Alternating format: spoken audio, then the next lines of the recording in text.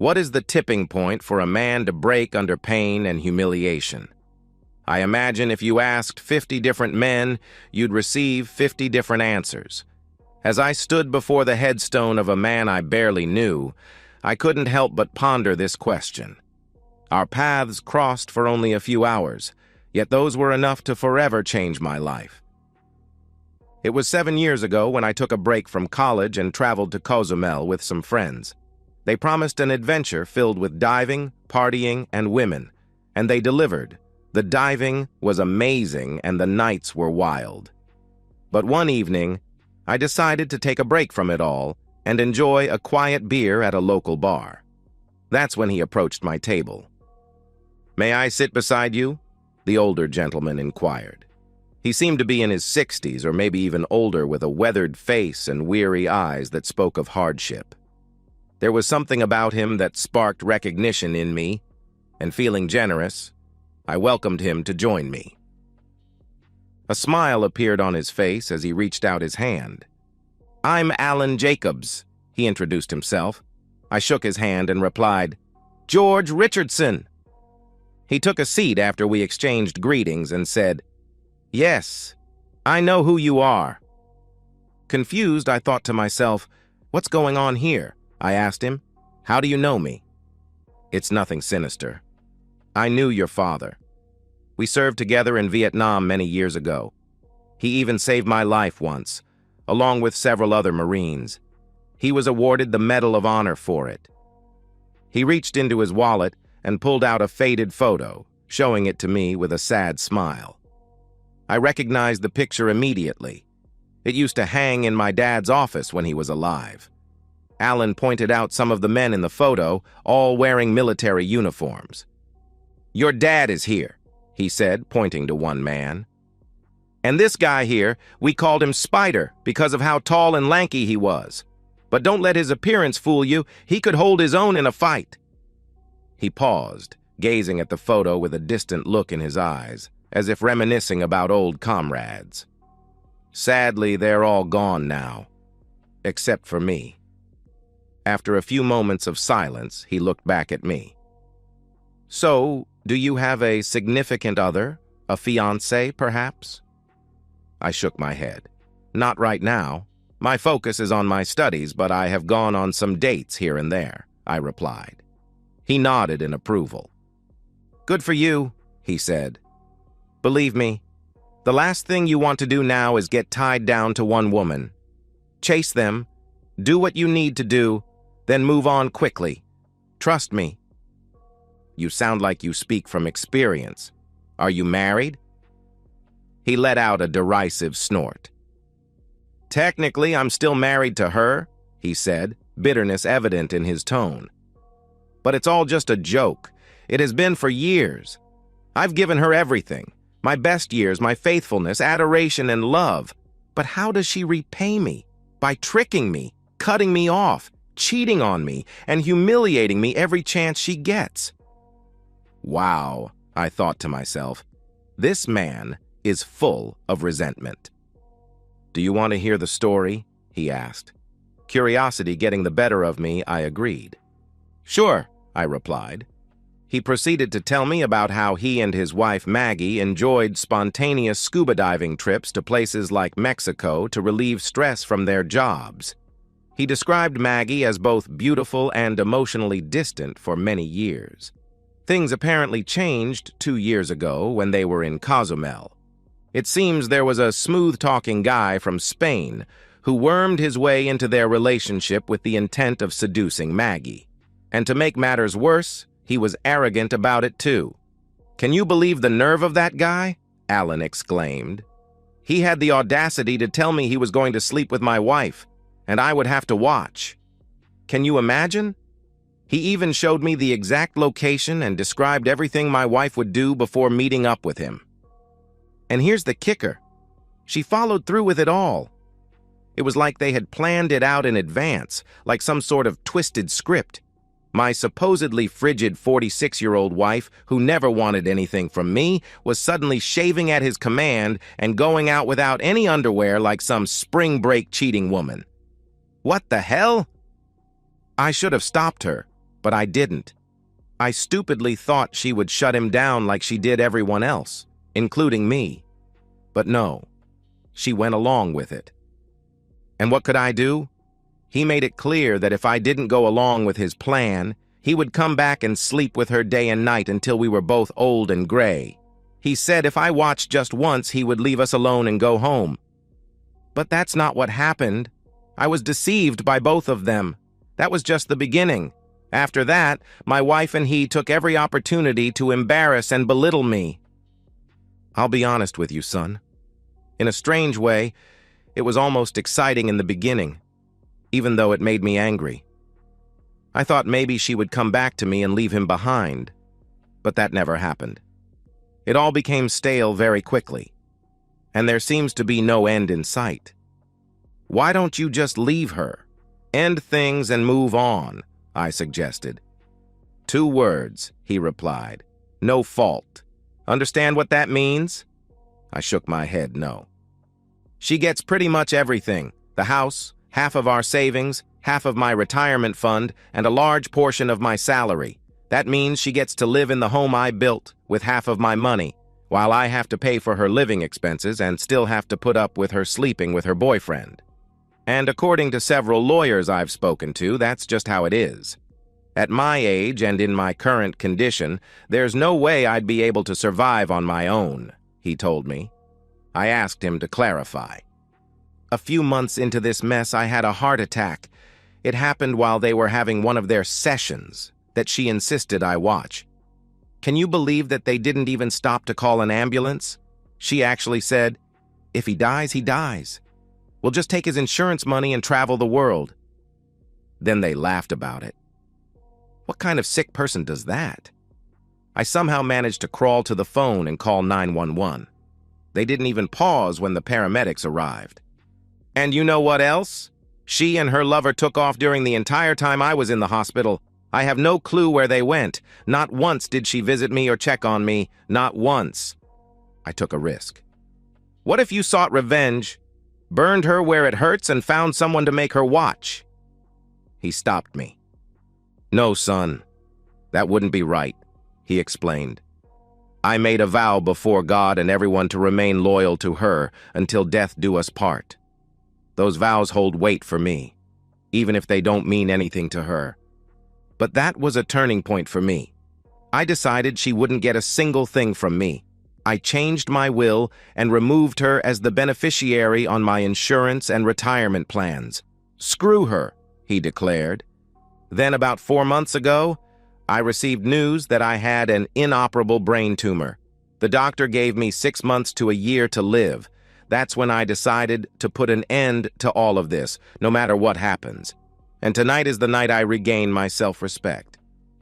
I found it difficult to believe everything he was telling me. To prove his story, he pulled out his phone. I know you're probably thinking that this can't possibly be true. Nobody with a conscience would act like this, right? Maybe it's something you'd see in a movie or read on some steamy fiction website, but not in real life, he said. I couldn't help but agree. He pulled out his phone and started typing, then handed me his phone. Take a look at this video, then tell me what you think. I put on the earbuds and hit play. In the video, I saw an attractive older woman riding a man whose face was hidden by her body. She seemed to be looking directly into the camera, but upon closer examination, she was looking at the man holding the camera. She had a smile on her face, but it lacked any warmth. "Do you like what you see?" she asked as she continued to ride. "Your face says no, but I know you do. You love watching me get filled, don't you? You might shake your head no, but I know better. Don't worry, you'll never touch me again." As she stood up, she exclaimed, "Wow, that felt amazing. What's wrong? You look pale. Are you going to have another heart attack?" "Good. Maybe it'll be fatal this time. I'll play the role of the grieving widow perfectly. After all, I've been acting like the loving spouse for years. I'm pretty good at deceiving people." "Then we'll take your insurance money and travel to all the places we've always wanted to visit and indulge in endless intimacy," she added with a laugh. The man beneath her sat up and joined in her laughter, wrapping his arm around her. She turned to face him. "Let's do it again, big guy. Maybe we can make him have a stroke this time," she said playfully. The video ended with both lovers laughing hysterically. My mind was reeling as I stared at the blank screen before me. "I have many other videos just like this," Alan informed me. "Why is she doing this? Did you cheat on her or abuse her?" He shook his head. "No, I never once cheated on her, and I always treated her like royalty. But I did ask her once." "Watch this," he said, taking the phone and pulling up another video. In the second video, his wife's back was in clear view as he confronted her. "Why are you doing this to us?" "To me?" I heard him ask. "I've never cheated on you, and I treat you with nothing but love and respect. Please, help me understand why you're causing so much pain." She let out a heavy sigh before turning around to face him, clearly annoyed by his questioning. "Listen, you just don't do it for me anymore, okay? I know you've been faithful, and yes, you take care of us financially, but I need someone else's attention, and yours just doesn't turn me on like it used to. So please, just let me have this. We can still be together and everything will be fine. Maybe in a few years I'll get tired of him and we can retire and laugh about all of this when we're old." "Just let me have this," she pleaded. "No, Mags, I won't let this go. This won't end well for either of us," Alan insisted in the video. "Damn it, if you even think about divorce, I'll ruin you. Then I'll take everything from you and continue seeing him. And guess who will be left paying the bills? You got that?" The video cut to black, leaving me speechless. How could someone be so heartless? "You have enough evidence to destroy her," I said. He grinned in response. "You're starting to understand now." Alan leaned in and spoke with a sinister tone. "These videos have the power to destroy her, and that's exactly what I intend to do. Tonight is just the beginning of their downfall. But I can't do it alone. I need your help, George." I was tempted, but there was still one question nagging at me. "Why me? Surely you could find someone else to assist you." Alan nodded, understanding my doubt. "Of course I could. But you see, George, you are like a son to me. My wife refused to have children.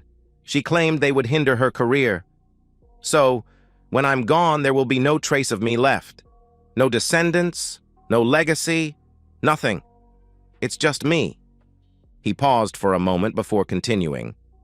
"And there's something else. Let me ask you this.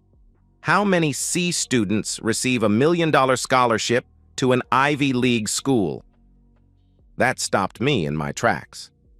In high school, I had been quite lazy, much to my parents' dismay, and yet somehow I was awarded a huge scholarship from a private foundation supposedly dedicated to helping Vietnam veterans' families. It covered all of my expenses, tuition, books, housing, and even gave me extra money for trips and other needs with certain limitations. After receiving that scholarship, I promised my mother I would focus on my studies, and so far I have kept that promise. Alan leaned forward and began to speak. "Your father and I stayed in touch after the war. We corresponded through letters and emails, and your mother and I have met several times. We even introduced you two, but you were just a baby then. So I doubt you remember. When your father was in the hospital for the last time, I visited him. It was then that he asked me to make sure his family would be taken care of. His medical condition had drained their finances, so I set up a private foundation to cover all of his expenses. And I also established a $1 million trust for your mother and a scholarship for you as a token of my gratitude for the man who saved my life in Vietnam." Alan's voice grew heavy as he continued. "But lately, I've regretted surviving that war. So tonight, on what could be my last night alive, I'm asking for your help, George. Will you join me in reclaiming some part of my dignity and manhood? This will be my final wish as a dying man." I processed his words carefully before responding. "Is there another way?" Can we take legal action against her for mental cruelty or go after her job? He shook his head solemnly. No, it's too late for that now. I'm already a dead man walking. In a month or so, I'll probably end up back in the hospital for good this time.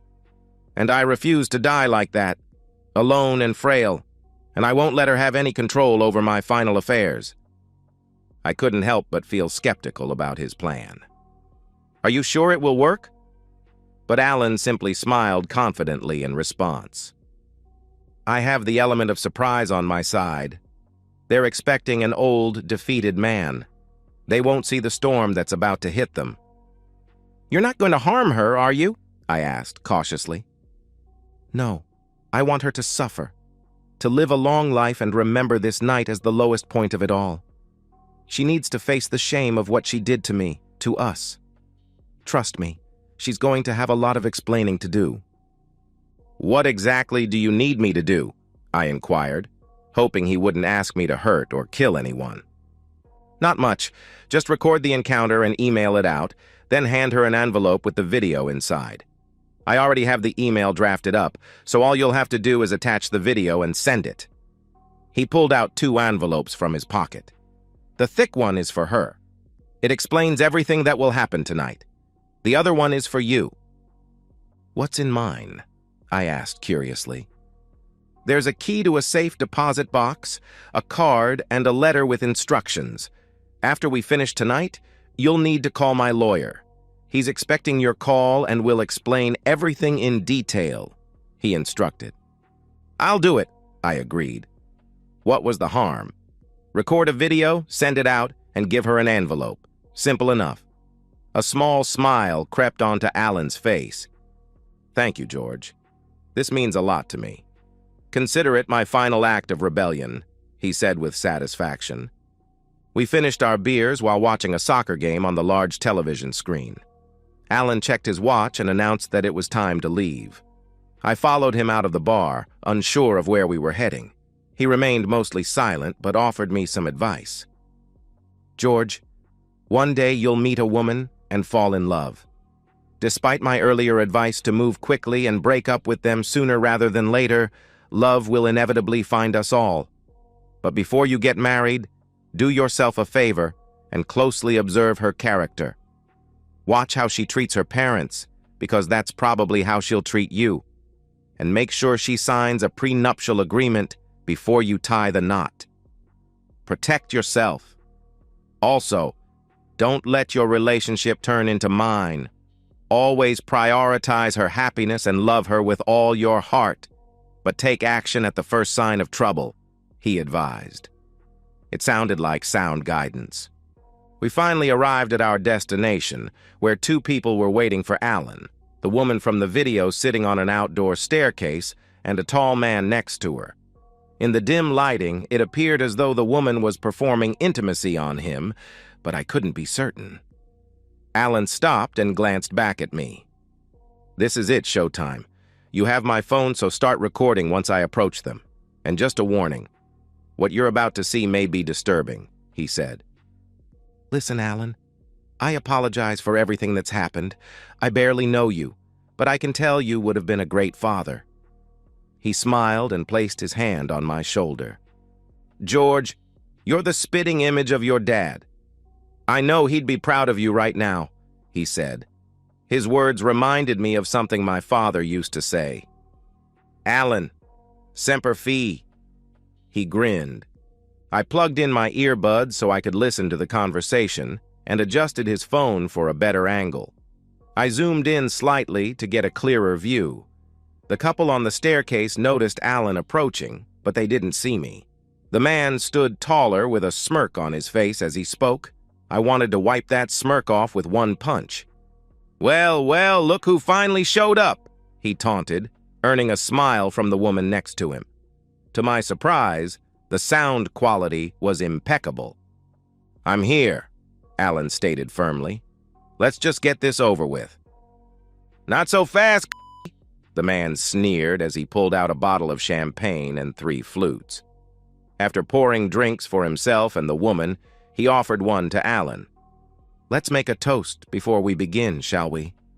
After all, It is our 2-year anniversary today, isn't it? 2 years since I first found your wife, right here on these very steps." Alan remained stoic, keeping his hands at his sides and saying nothing. "Oh, come on now, Alan," the woman interjected. "Don't be such a killjoy. This is a special day for us all, isn't it? Don't you want to celebrate with us? Maybe even reenact that first night. I'm wearing the same dress, you know. Don't you like it? We can have a little toast and then you can watch him, just like we did that first time. I am already dripping with anticipation. And afterward, you can sit and watch us all night long. It'll be so much fun." Alan reached behind his back and retrieved the gun he had hidden in his belt. He stood firmly, holding the pistol with both hands, just as my dad had taught me years ago. The other man's smirk disappeared when he saw the weapon aimed at his head. "Well, looks like little boy has finally grown a pair," he taunted. "What are you gonna do? You gonna shoot me?" He laughed, and the woman beside him joined in. "This ends now," Alan declared with determination. "And yes, I'm going to blow your brains out." "I guess I should be prepared to meet my maker then," the man sarcastically replied, with arms open wide. "Shut up and don't move," Alan commanded, cocking the gun. The man's expression changed as he realized Alan was serious. The woman's tone also shifted. "Alan, please don't do anything rash. Look, you don't have to watch us, okay? Just go away and we'll still have fun without you. It won't be the same without you here for us to humiliate." "Shut up, woman. I'll deal with you next." Her eyes widened in shock. Alan had never spoken to her like this before. "Alan, listen. We don't have to resort to violence. This isn't necessary. You're not really going to shoot anyone," the smirking man said, now visibly nervous. "Oh, so it's please now. That's the problem with assholes like you. You think you can just stroll into someone's home, steal their wife, strip them of their dignity, and expect them to discuss it calmly. The problem with people like you is that you mistake patience for weakness. You get overconfident. Well, guess what? Tonight you're gonna pay the piper. You were being intimate with my wife, stole my dignity and manhood, and tonight I'm taking it all back. And yes, you will die." "Alan, please don't do this," the man begged as he glanced at the gun in Alan's hand. "Would you beg for mercy if our roles were reversed?" Alan retorted. The man slowly dropped to his knees and raised his hands in surrender. "Please, Alan, spare my life. We can end this now and I'll never bother you again," he pleaded. Alan turned to face his wife. "Look at him now, Maggie. Your lover is on his knees begging for forgiveness. How does it feel? Not so confident anymore, are you?" He sneered at the man. "What do you think, Mags? Should I let him live? No, I don't think so." "Goodbye, scumbag," Alan said before pulling the trigger. The man's eyes widened in fear at Alan's words, but he had no time to respond as the bullet struck him between the eyes, shattering his skull and spilling out half of his brain. He fell backward with a thud, blood pooling around him. Maggie screamed and covered her ears. Alan aimed the gun at her. "Shut up!" he yelled. "Just shut the hell up!" Maggie stopped screaming, but tears streamed down her face, smudging her makeup. "You killed him!" she cried out. "Yes, I did. But you and your lover killed me 2 years ago, and every day since then, you've been stabbing a knife into my heart. So I guess we're even now. It's your turn to feel pain."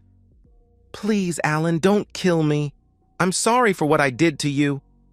"No, Mags, you're not sorry. Not at all. And don't worry, I'm not going to kill you," Alan said, a twisted smile forming on his face. "Not that I haven't thought about it. Oh yeah, I actually considered killing you 100 times, and I could have done it too. But I figured that would be too good for you. Now I want you to live to be 100, and I want every day to be a reminder of what you did. That's right. You are directly responsible for the deaths of 2 men. One being your lover, and the other being the man who loved you exclusively for 17 years. And by the way, Mags, I'm dying. 4 months ago, I was diagnosed with an inoperable brain tumor and given 6 months to a year to live. But I decided to take charge of my own fate. And before you celebrate my death, I want you to know that I changed my will and all my retirement accounts after my heart attack. You're getting nothing. Zero, zilch, nada. After I'm done here, there'll be a nice young man giving you something that explains it all, he said. Can't we talk this out? She asked. No, Mags. I tried talking to you for the last 2 years. You made it clear how you felt about me. Now you're going to pay the price. Hell, you probably didn't even notice that I haven't worn my wedding ring for the last few months, have you? Yeah, I know you spent $2,000 on that ring. I got $20 for it at a pawn shop. Maybe if you're quick, you can get it out of hock before they sell it, he said. You did what? That was a special ring I had made just for you. Yeah, about that. You didn't seem to give a shit about it the last 10 years, did you? You sure as hell didn't care the last 2 years. In fact, I don't even remember you once telling me that you loved me in the last few years. In fact, you made it clear I just didn't do it for you anymore. I could have accepted a divorce, but no. You had to hurt and humiliate me every chance you got. Please, Alan, let's get some help. Maybe some counseling. Don't do this, she begged. Now you give a shit? Now that I'm really dying? No, Mags, it's too late. I warned you this wouldn't end well, but you wouldn't listen. Oh, and by the way, you might want to prepare yourself to get a shitload of calls after I'm done.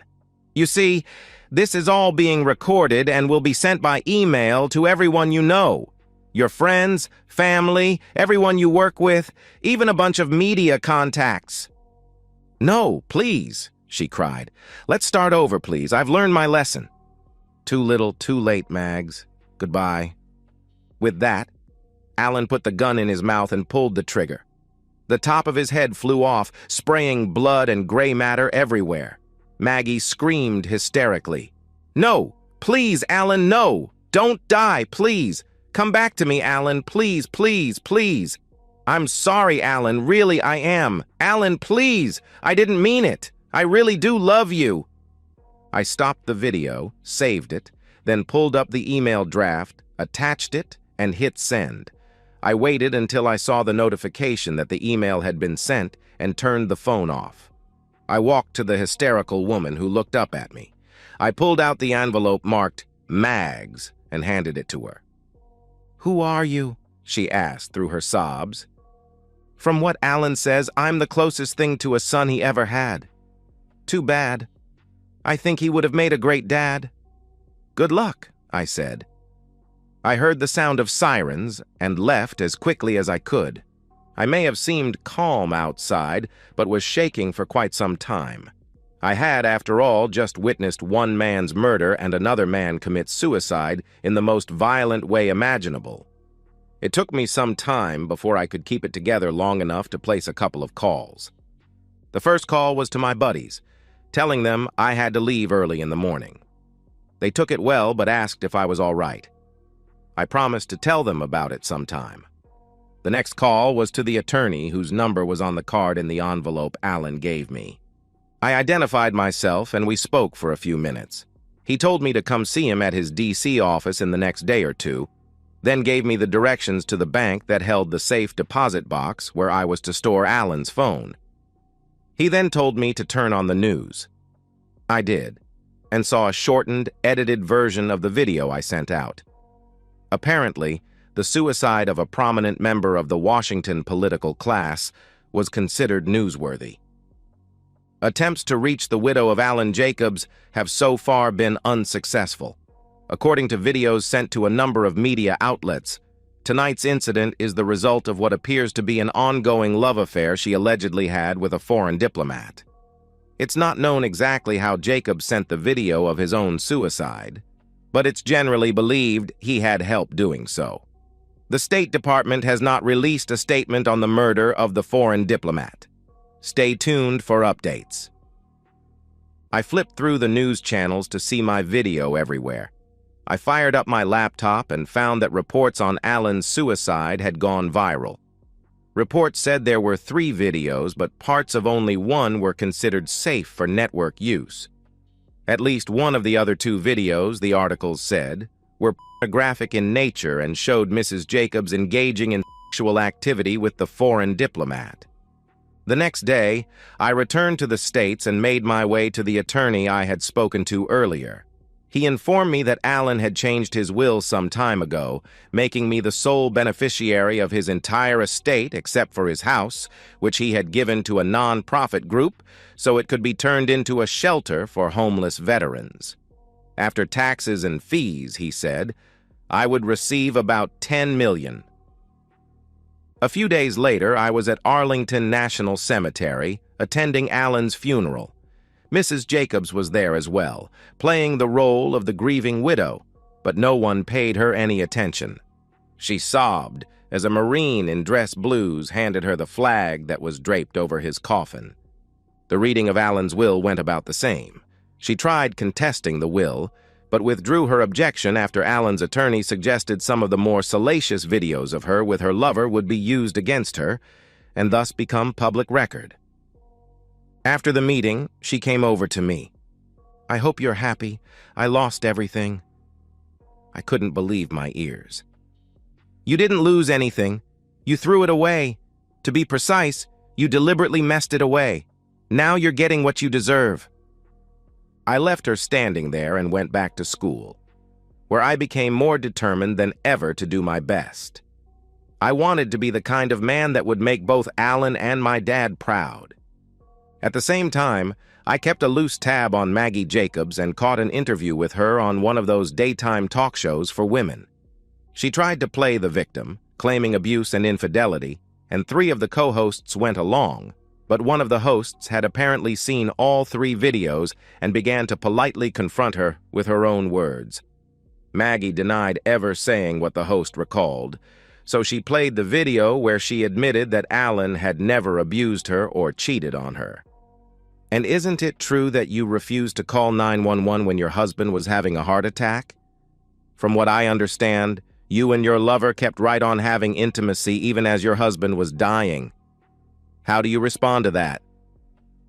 Naturally, that pretty much ended the interview, and Maggie left the set in tears, having been confronted by her own words and actions. To my knowledge, she never appeared on any other program. Then, an article appeared a few months later that said she was found dead in her apartment, the apparent victim of suicide. According to the report, she had been placed on paid administrative leave following Alan's suicide. The man she was screwing turned out to be more than just a foreign diplomat. Several intelligence operatives had apparently connected him to ISIS, and there were those who believed Maggie had passed on sensitive information. Unable to deal with the result of her own actions, she took an overdose of pills, followed by a significant amount of alcohol. Officers who discovered her body said she was wearing her wedding dress and was holding her wedding photo to her breast. A note on her nightstand simply read, "Please forgive me." I followed Alan's advice where women were concerned. I dated quite a few, did what I set out to do, and moved on. I fell in love a time or two, but changed my mind after I met their parents. Then I met Karen. We dated for a long time, and I found myself falling in love with her. She invited me to meet her parents over the holiday, and I was struck by the way they interacted with each other. Although married for 30 years, they acted like teenagers, constantly sneaking hugs and kisses. It was obvious they truly loved one another. More than once, Karen suggested they get a room. "How do you think you got here?" her mom said, laughing. By the end of the trip, my mind was made up. Her father spoke to me privately before we left. "You seem like a really nice guy, George, and I see how my daughter looks at you. Tell me the truth. Do you love her? I mean, really love her?" he asked. "Yes, sir, I do," I told him. It was true. I did love Karen very much. "Do you love her enough to spend the rest of your life with her?" he asked. That was the $64,000 question. "I believe I do," I told him. "Good, because if you ever hurt my little girl, you'll have us to answer to." I considered what he said and carefully formulated my response. I realized he was only looking out for his daughter, and I respected that. "Sir, I know firsthand what can happen when a marriage breaks down. I've personally seen the pain it can cause, and I swear to you that I would never ever do anything to hurt her. Someday I'll tell you my story, and I hope you'll understand.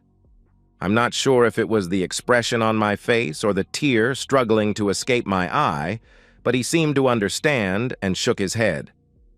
Okay, George, that's good enough for now, and I'm going to hold you to that. Karen and I married after I graduated law school. At her father's insistence, we signed a prenuptial agreement to protect both our assets. In addition to my $10 million, Karen had inherited a large sum of money from her grandparents, and we all agreed it was for the best.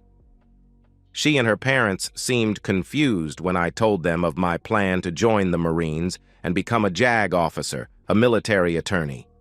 They had assumed I would be accepting a high-paying job with one of the many prominent law firms that tried to recruit me. That's when I told them of my dad and Alan. "Oh my God, that's so sad," Karen said. I played them the video I took that night in Cozumel. Although Alan's phone was still in storage, I was one of the 1,000+ recipients of the email sent out that night. You were the one who took that video? I wondered how he got that video to the media so fast. Didn't anyone ever question you? No. I guess the authorities figured it didn't really matter. And now with Mrs. Jacobs dead, the case is closed. I've got lots of video that he took, but it's not something for the squeamish. I looked at Karen's father. Now you know why I'll never do anything to hurt your little girl. And I assure you, if there's any problems, I'll take the initiative and get them fixed before they get out of hand. He understood, giving me a manly hug. I believe you, son. And thanks for sharing that with us. It had to be painful to witness that. About a year later, Karen gave birth to a boy.